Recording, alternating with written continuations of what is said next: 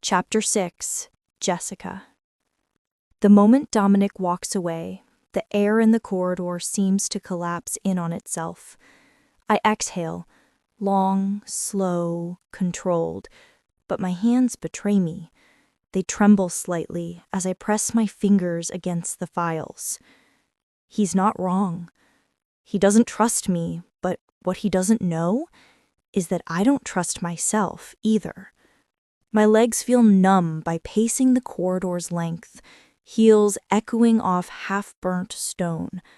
I replay his words over and over, the accusation in his voice, the tension in his eyes, the almost kiss that shouldn't have felt like a cliff edge I wanted to jump from. I don't understand what the fuck is happening between us. The tension, the gravity, the way he looks at me like I'm a puzzle made of glass and knives. I shouldn't be affected by it, but I am, and it terrifies me. Because for the first time in my life, I feel like I'm being watched from the inside out, like the walls of this place aren't just holding history, they're holding me. I spend the next hour avoiding his footsteps and his presence, retreating into the northern wing of the estate, the part that's been sealed off from the rest due to structural instability. But I'm not interested in blueprints right now. I'm interested in truth, and maybe in what my body keeps trying to remember. Dust clouds fill the air as I push open a rotting wooden door. The hinges scream, and the stale smell of ash and mildew fills my nose. I cover my mouth with my sleeve and step inside. It's a nursery, or what's left of one. The ceiling has caved in places, revealing wooden ribs like the bones of the house itself. Dust floats in the air, soft and relentless, settling over everything like memory. There's an eerie stillness here, not empty, but watchful. It's as if the room remembers laughter, lullabies, and soft cries once echoing off these walls, and now keeps them trapped, suspended in the silence of decay. Peeling wallpaper clings weakly to the decaying walls, its faded floral patterns whispering of gentler days. Sunlight filters through torn curtains, pale and sickly, casting uneven shadows across the cracked wooden floor. A rusted radiator sits cold against the wall, long silent. In the center of the room, remnants of childhood lie scattered, a broken wicker cradle draped in tattered netting, a forgotten stroller with one wheel askew, a chair that seems to wait for someone who will never return. A single broken music box lies beneath it, shaped like a carousel horse, its paint faded to gray. I kneel slowly, heart thudding, and pick it up. The metal feels warm in my palm, though the room is freezing. And then, the strangest thing happens. I hear a note. Just one. Soft, mechanical, hollow, like the ghost of a lullaby. It stops almost immediately, but it's enough. I drop the music box and stumble back. My vision blurs. My breath comes in sharp, shallow pulls. Something's wrong. Not in the room, but in me. There's a memory here, just out of reach. A voice, a scent, a scream. I press my back to the wall and slide down until I'm sitting on the cracked marble floor. This isn't just a design project. This house is trying to show me something. Something I've buried so deep I no longer recognize it. I pull out my phone, switching on the flashlight, and scan the edge of the crib. Beneath the blackened wood, faint scratch marks line the base. Letters. First I think it's just fire damage, but no, it's deliberate. Someone carved it in with a sharp object. A name. J.W. My initials. No, it can't be. It's a coincidence. Common letters. Meaningless. Right? I press my fingers to the scar beneath my blouse, suddenly too aware of its shape, its symmetry, the way it matches the strange symbol I found carved into the mirror frame. I don't know what happened here, but I know one thing. I've been to this house before. It's Saturday night, and we should be out for drinks or something fun, but here we are, in Enzo's penthouse. I stare down into a glass of untouched wine while the city sparkles like diamonds beneath us. I don't know how to start. I always know how to start, but not tonight. Jess, Sophie says gently. you're scaring us. I look up. She's sitting across from me, barefoot and beautiful even in sweats, her dark hair in a loose braid. Her eyes are full of concern and calculation. Always my mirror, my voice of reason. Enzo leans on the balcony doorway behind her, sleeves rolled to his elbows, fidgeting with his watch. He hasn't said a word since I arrived. I finally exhale. I think I've been in the CAINE estate before. The silence is instant, heavy. Sophie blinks. You mean since you started the restoration? No. I shake my head. I mean before. Years ago. Maybe as a child. That's impossible. Enzo says softly. Jessica, that place has been locked up since the fire. You couldn't have... I found a nursery. That gets their attention. There was a crib, half-burned carousel, music box, and something that doesn't sit well with me. There were initials carved into the wood. Mine. They exchange a glance. I know it sounds insane, I say. Believe me, I've questioned it 100 times. But the more time I spend there, the more it feels like I'm not just restoring that house. Sophie's voice lowers. You think you lived there? I don't know, but I keep having flashes, sounds, a woman's voice screaming, fire, pain. I press my palm gently over my scar. And this mark on my body that's shaped just like the symbol I've seen in 2 places on the estate. The moon, dots, and triangle? Enzo asks. I nod. Enzo paces toward the bar. That symbol's old. Some people say it was used by one of the original Roman families. Secret societies, bloodlines, that kind of thing. Sophie leans forward. Jess, if what you're saying is true, then everything you know about your past... Might be a lie, I finish, my voice barely audible. It's terrifying to say it out loud, to give shape to the fear that's been curling inside me like smoke. All my life, I've done what my family asked. Played the daughter, played the asset. I told myself I owed them everything because they gave me a life. But what if that life wasn't theirs to give? What if I wasn't theirs at all? What does Dominic say about this? Sophie asks. I hesitate. He thinks I'm a spy, I say quietly.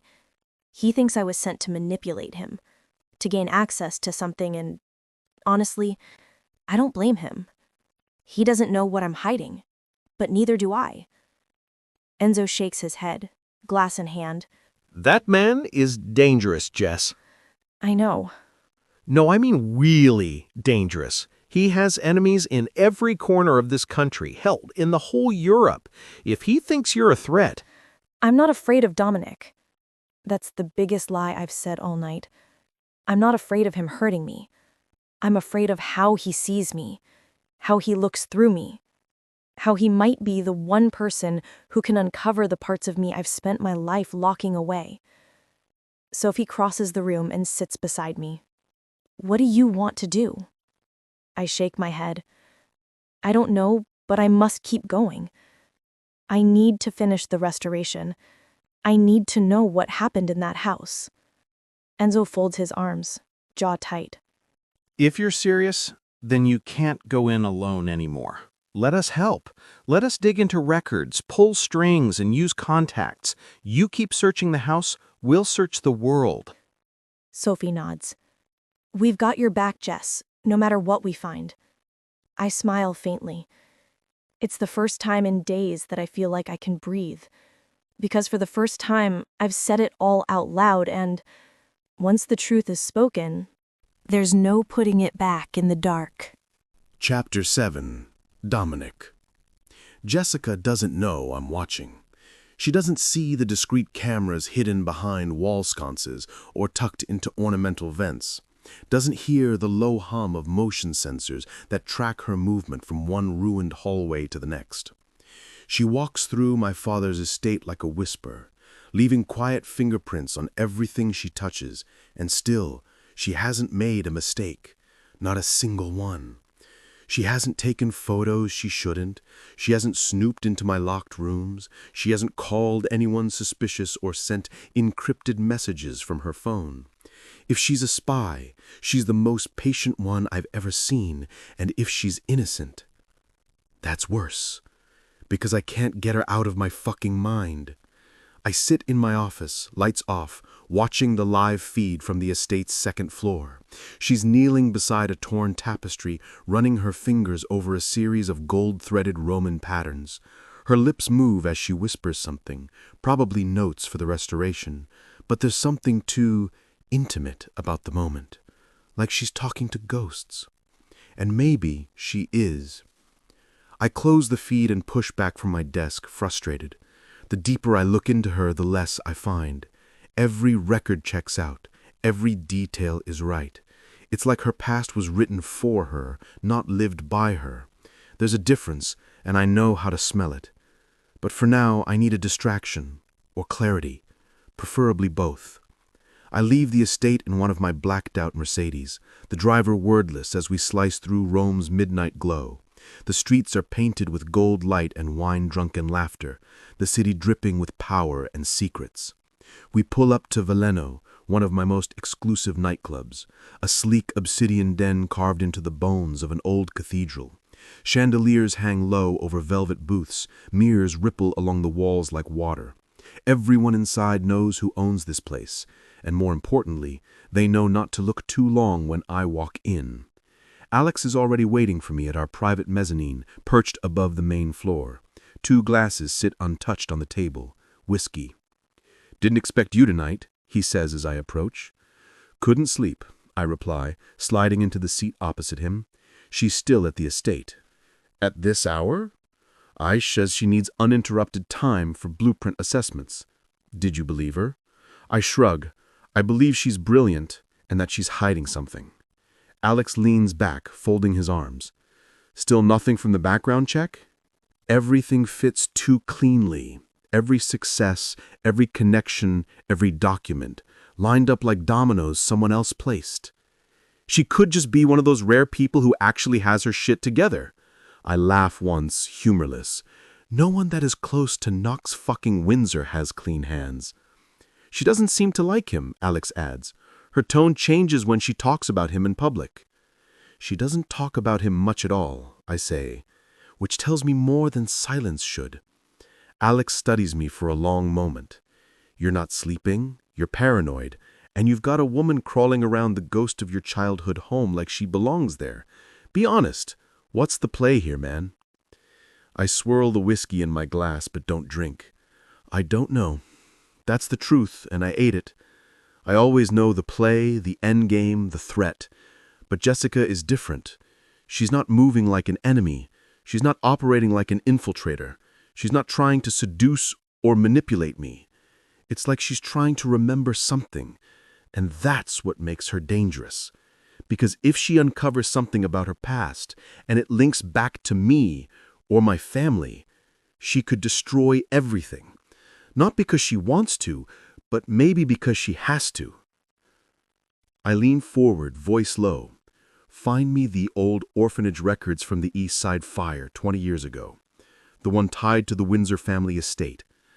The fire was ruled accidental, but I want names, survivors, children, Staff. You think she came from there? I think I've seen her before. He nods, slow and grim. I'll get you what you need. Below us, the nightclub pulses with light and sound. Laughter rises in waves, bodies dance like nothing outside these walls could ever touch them. But upstairs, in the shadows, I'm chasing a woman I can't control, and if I'm not careful, she'll be the one who finally breaks me. Chapter 8. Jessica. I haven't slept properly in 5 days. The house is taking everything out of me. My time, my mind, my body. I spend hours crawling through cold corridors, inspecting blueprints, analyzing fire damage, and pretending like the walls aren't whispering my name. But the worst part isn't the renovation. It's the pieces of myself I keep finding scattered inside that place. A symbol here, a memory there, a feeling that doesn't belong to this version of me. Something old, buried, half burned inside my bones, and no matter how hard I try, I can't escape the certainty that I've been there before. Today, I collapse onto the couch in my office. Top floor, glass walls, a city skyline that should make me feel powerful. Instead, I just feel tired, drained. I press my fingers into my eyes, trying to slow the pressure building behind them, and my phone buzzes beside me. You're still at work, aren't you? You need to breathe, Jess. I'm coming over. Don't argue. I sigh. 15 minutes later, she walks in. Red lips, black crop top, high-waist jeans. Confident. Effortless. She takes one look at me and frowns. You look like a ghost with a designer handbag.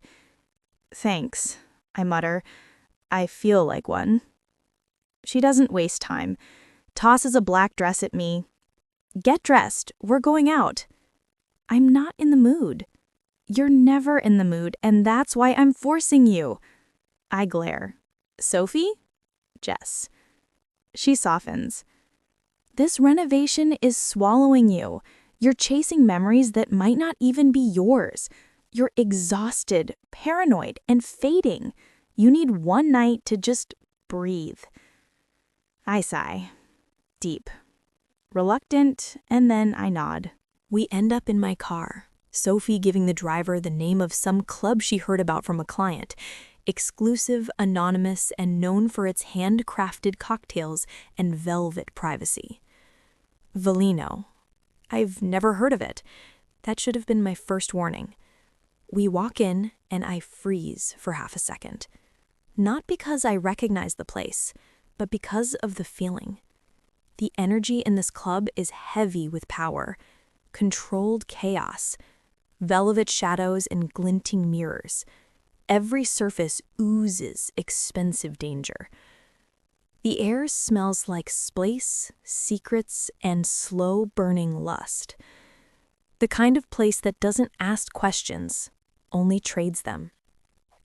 Sophie's fingers lace with mine, tugging me toward the bar. Just one drink, maybe two. No work talk, no mafia talk, just us. I nod, but my eyes are already scanning the space. Every detail is meticulous. Obsidian finishes, razor-sharp geometry, leather and glass.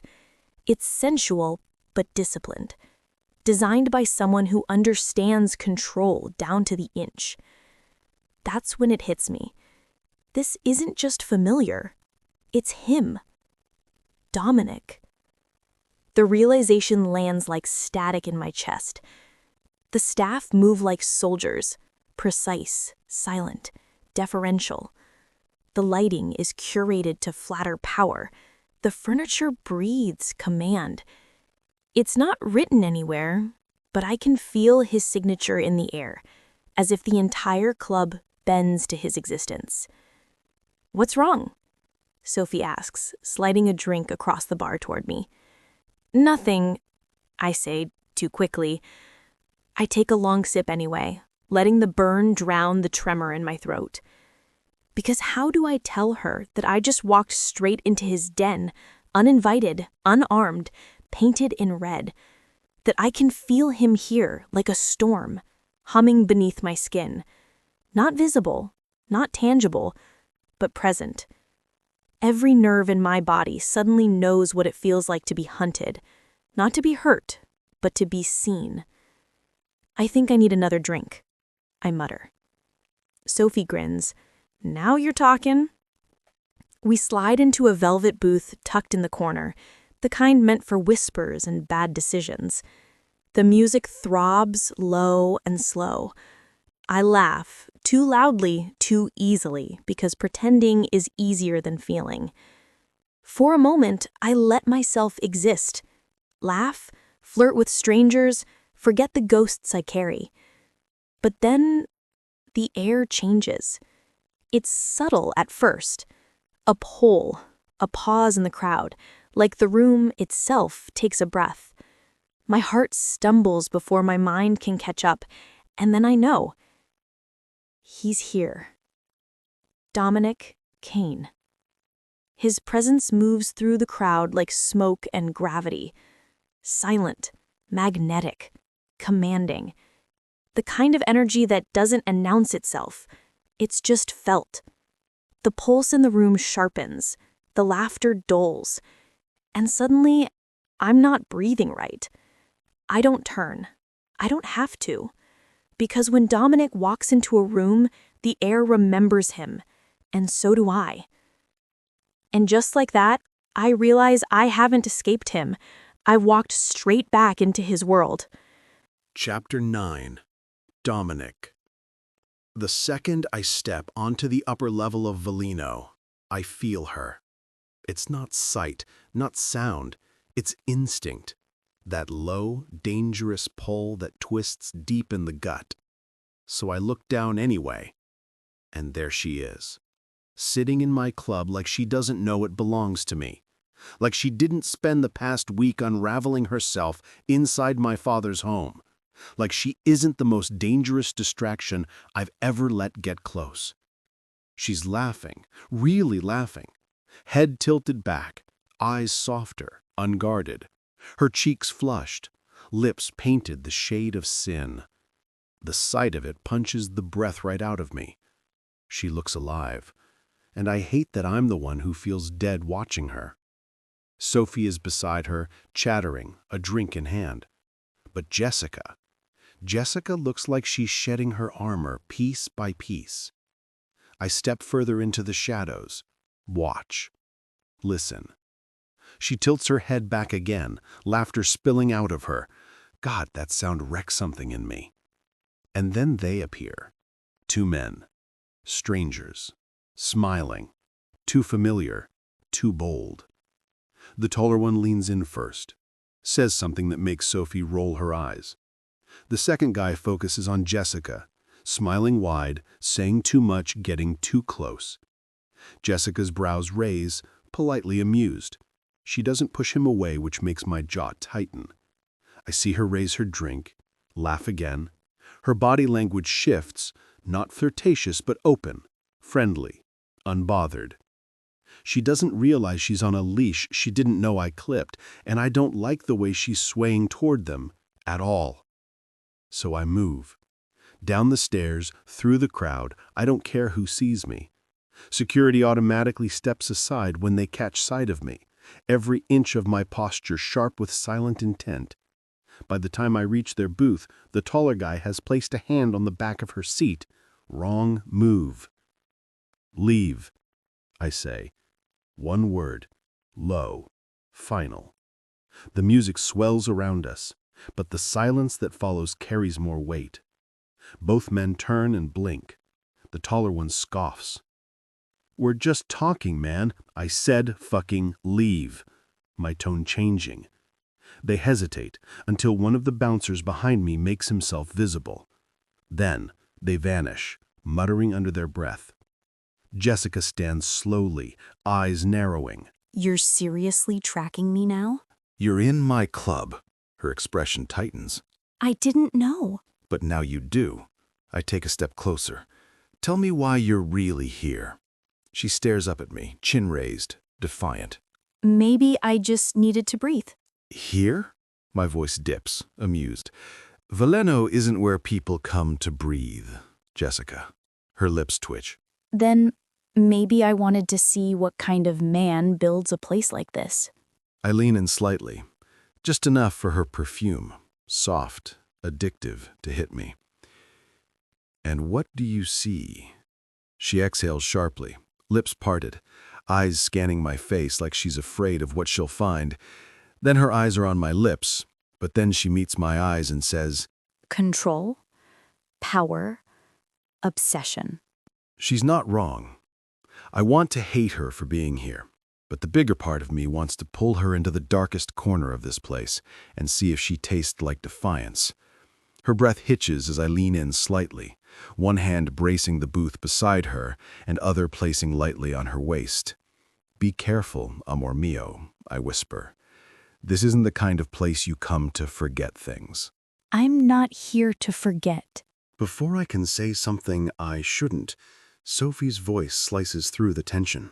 Sorry, She slides between us like a shield. we're dancing now. And before I can react, she drags Jessica toward the dance floor, and I watch her. Music pulses, lights flicker. Jessica lets Sophie pull her into the beat, her body moving in time with the rhythm. She's laughing again, glowing with alcohol and freedom. But there's something more behind her eyes, something vulnerable, something unraveling. She throws her head back as she sways, eyes closing, hands above her head, and that beautiful sight has my cock hardening, and it guts me. I shouldn't care who touches her, but I do. And then Sophie pulls out her phone. She types something quickly, glancing between me and Jessica. She knows I'm watching. She always sees more than she says. Moments later, a man enters. Enzo West. He moves through the crowd with that polished, effortless charm. Tailored blazer, neat stubble, perfect timing. Jessica lights up when she sees him. They hug. He steadies her and holds her by the waist like he's done it before, and when she stumbles slightly from the alcohol, he catches her. I clench my fists. Enzo speaks to Sophie. Short, quiet words. Then he wraps his arm around Jessica gently and leads them toward the exit. She glances back, just once. Her eyes lock with mine, and I don't move. I don't stop her. But something twists hard in my chest as I watch Enzo guide her out. She doesn't belong to me, and yet watching her walk out of my world with another man makes me feel like I've already lost something that was never mine to begin with.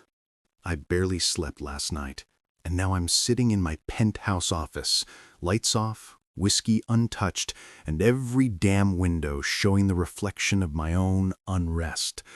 She walked out of my club with him. His name tastes bitter in my mouth, like something I've heard before but never cared to remember. But now, I do. Now I remember the tailored suits, the real estate empire, the subtle power he holds in social circles, the kind of man women trust, the kind of man Jessica Windsor trusts. I pick up my phone and call Alex. He answers on the second ring. "You saw her?" Alex asks. I don't answer that. "Find out everything you can about Enzo West," I say flatly. Alex sighs, already knowing where this is going. "You want the legal stuff or the hidden files?" "Both," I said before hanging up. By the evening, Alex walks into my home office and drops a thick file onto my desk and sits down opposite me. "He's clean," he says. I raise a brow. "No one's fucking clean." Alex shrugs. "Depends on what you're looking for. Enzo is a legitimate businessman. Owns a luxury real estate and hospitality company, West Estate and Hospitality. Been running strong for 6 years. No criminal activity, no hidden investors, no offshore laundering. Connections to Jessica. They're close. Friends. Long time. She's the one who helped design his private villa in Capri. He's one of Aura Design's earliest private clients. They vacation together occasionally, but nothing romantic on record. Ever. I stare at the photo on top of the file. Jessica and Enzo at some event. Her arm looped casually through his, laughing and comfortable. They're just friends, Alex adds slowly. And before you say it, yes, I check for messages, coded calls, transfers. He's not working for Knox. He's not watching her, and he's definitely not a threat to you. I flip the file shut. You're missing something. Alex lifts a brow. Or maybe you're inventing something. I saw the way she looked at him, I say, the way he touched her, the way she leaned into him like it meant something. Alice smirks. It probably did. He's a friend. That's what people do. That's not what she does with me, Alex signs. Yeah, because you don't act like her friend. You act like her enemy one second and her shadow the next. She probably doesn't know if you want to kiss her or kill her. I don't answer him because he's not wrong. I want her in every way a man like me shouldn't.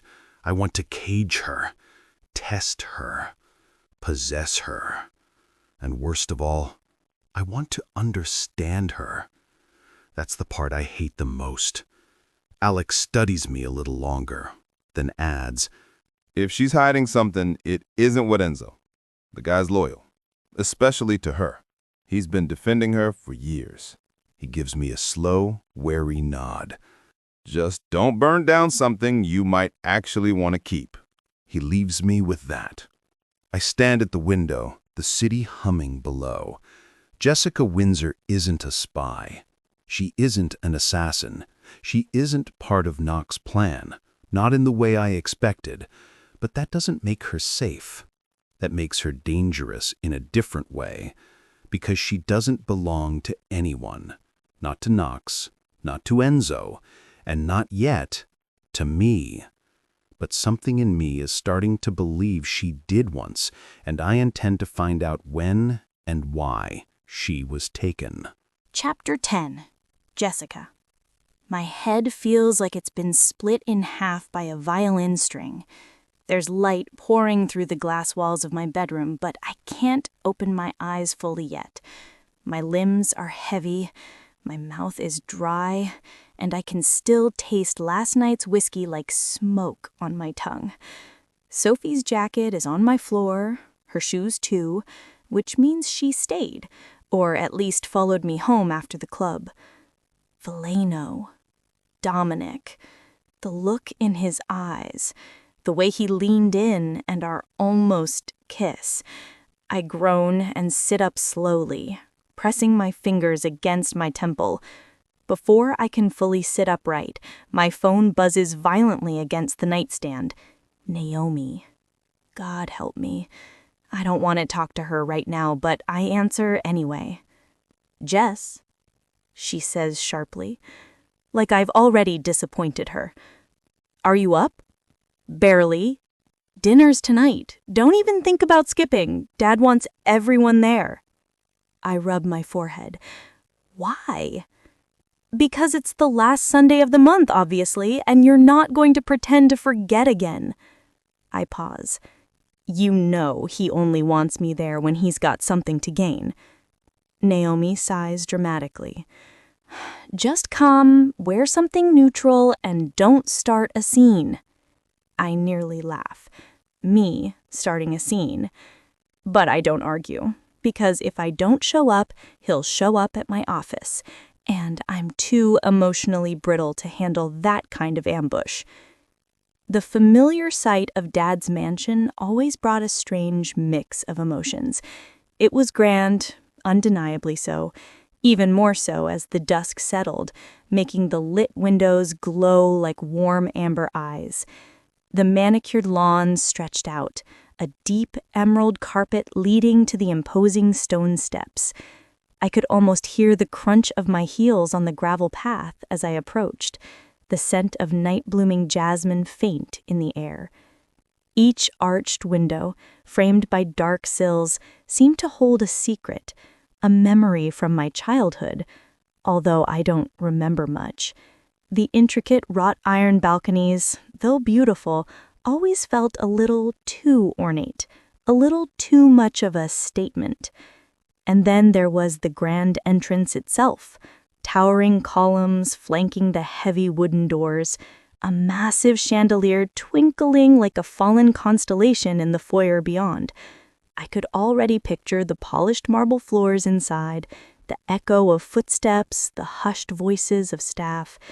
It was a beautiful house, no doubt, a testament to Dad's success, but it was also a place where I often felt like a guest in my own life.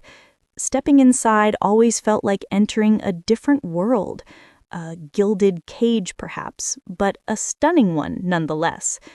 The grand foyer, with its gleaming marble floors, stretched out before me, reflecting the warm glow of the chandeliers overhead. To my left, the formal living room beckoned, a haven of rich textures and hushed tones. I could see the plush armchairs, the dark wood bookshelves overflowing with volumes, and the stately fireplace, usually unlit, adding to the room's permanent, museum-like quality. Straight ahead, through an archway, the dining room awaited. I could glimpse the long, polished table and the high-backed chairs, bathed in the softer light from yet another dazzling chandelier. And to the right, the bar area, all dark wood and glimmering bottles, a place Dad often retreated to after his important dinners.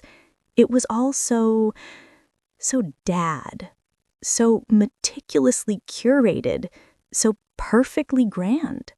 A deep breath, a moment to compose myself, and then I turned towards the dining room. As I entered, the scene unfolded just as I'd anticipated. The table was long, the lighting too bright, highlighting every detail. Naomi was already seated, half scrolling through her phone while pretending to drink wine. My mother, Sloane, gave me a soft, practiced smile that didn't reach her eyes. She looked tired, smaller than I remember. And then there's Knox, sitting at the head of the table like a Roman god with a crooked crown. He smiled when I enter, but it's not warmth. It's calculation.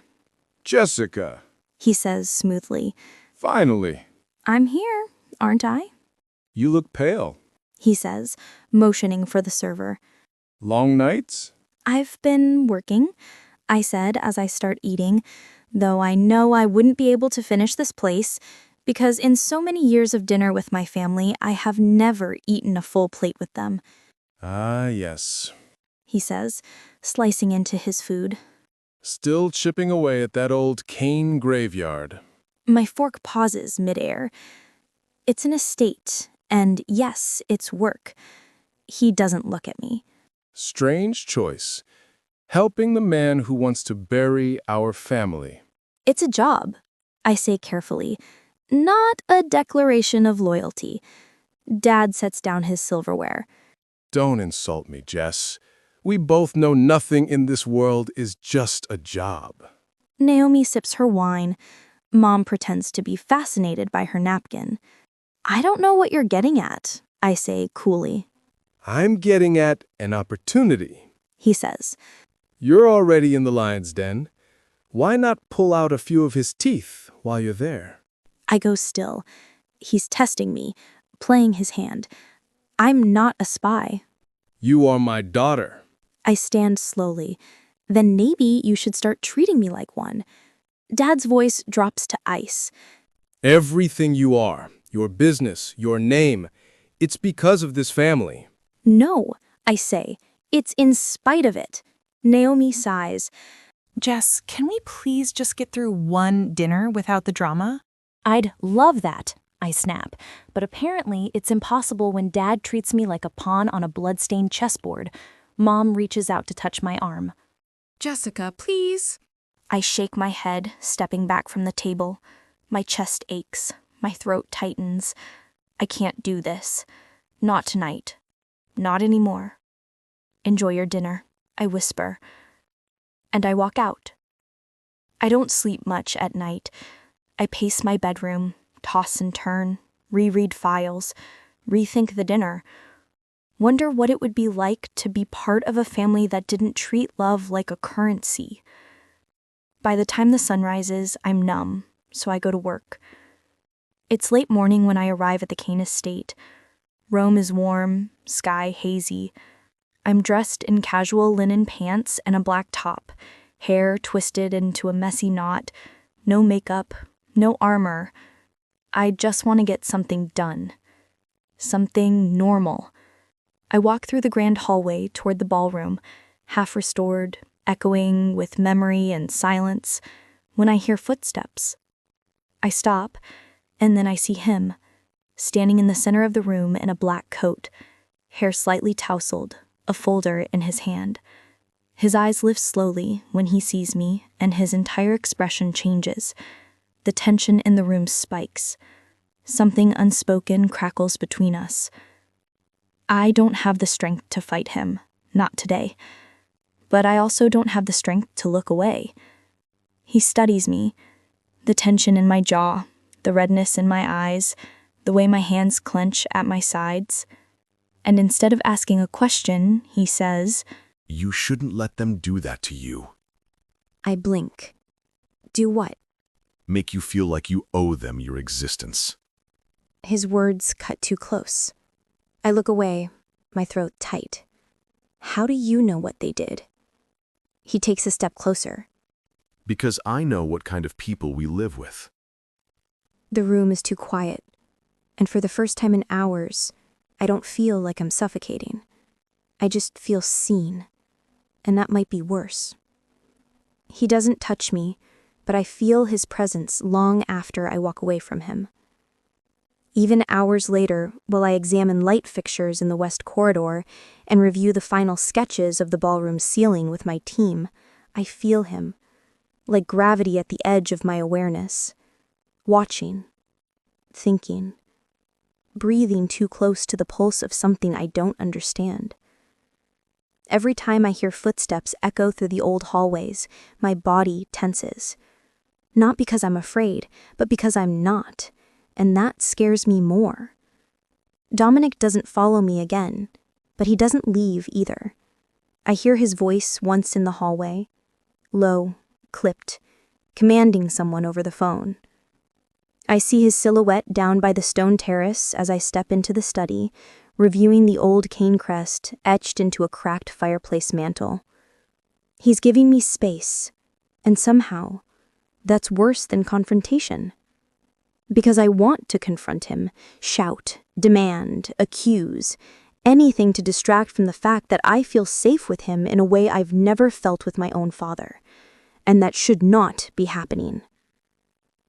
By evening, I'm in the second-floor library, a part of the estate still untouched by renovation, hidden behind heavy wooden doors with rusted hinges and scent of forgotten time.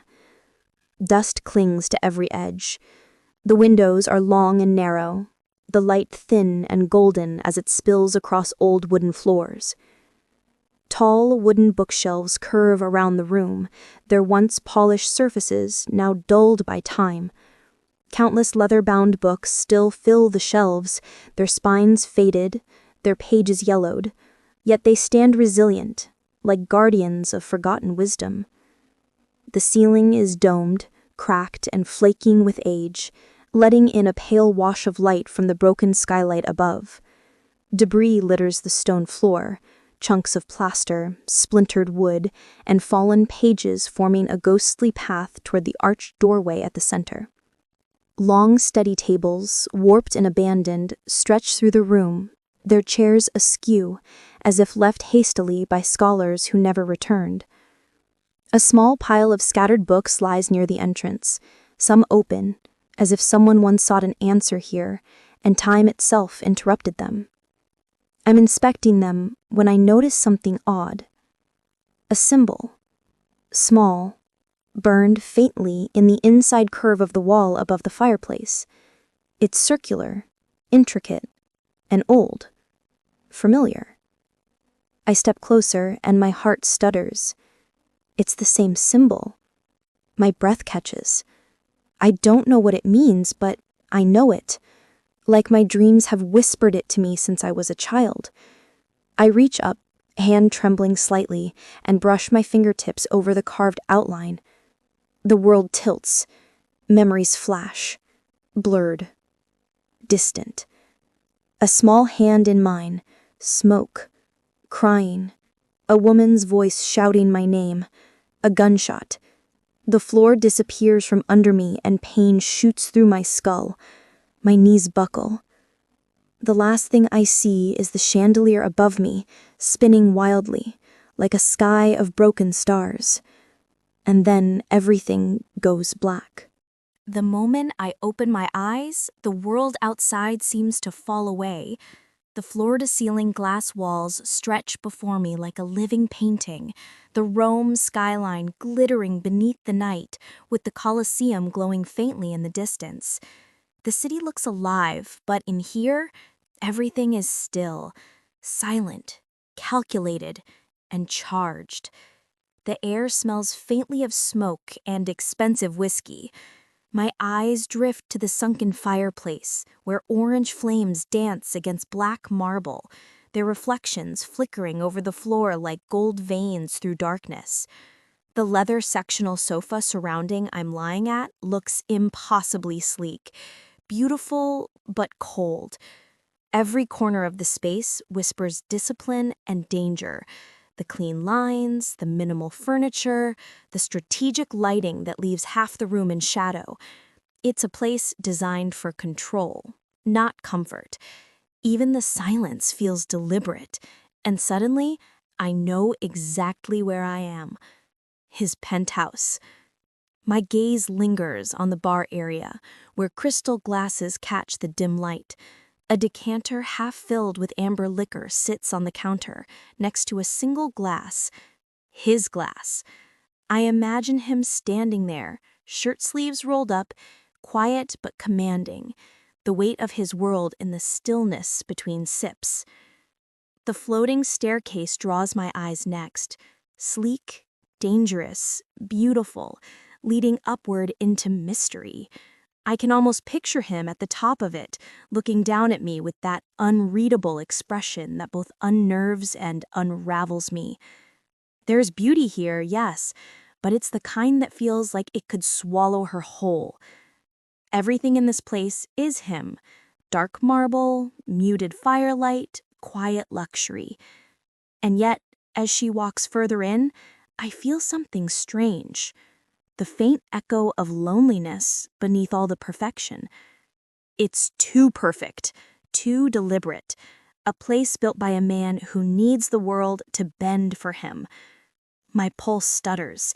I swing my legs off the couch, bare feet brushing the cold marble. Before I can decide what to do, he walks down the stairs. Coat gone, sleeves rolled, looking like a sin as he always does. His eyes lock on me immediately, dark and assessing, as if he's counting my breaths just to make sure I'm still here. You fainted. He says simply. I blink at him. You brought me here? You passed out in a room full of sharp corners and no staff. What was I supposed to do? Leave you on the floor? I swallow hard. You could have called Sophie. I did, He says. She was in a meeting. I didn't feel like wasting time. His calm infuriates me. Right. So, kidnapping me was more efficient. A flicker of amusement tugs at his mouth. You make it sound like I'd tied you up. Did you? I counter softly, daring him to play along. His eyes darken. Don't tempt me, amore mio. The words hang there, low, dangerous, meant to be a warning, but dripping with something else. Something that makes my pulse race faster. I look away, pretending to study the skyline. So, now what? I murmur. You save me and expect me to say thank you? He shakes his head once. No. His voice drops, quieter this time. I didn't do it for gratitude. He watches me for a long time, his expression unreadable, but I can feel the weight of it, like he's peeling back layers I didn't give him permission to touch. I look away first. You don't have to keep looking at me like that. Like what? His voice is calm, but there's a roughness under it, like you're waiting for me to confess to something I don't even understand. He exhales through his nose, taking a slow step closer. I'm not waiting for a confession, Jessica. I'm waiting for you to stop pretending you're fine. I swallow hard. You think you know me that well? I think He says quietly. you want someone to notice when you're not okay. That catches me off guard. No one talks to me like that, not without wanting something in return, but Dominic's words, they don't sound like pity. They sound like truth, stripped bare. I don't need saving, I murmur. Good, He replies. because I'm not the saving kind. For a moment, neither of us speaks.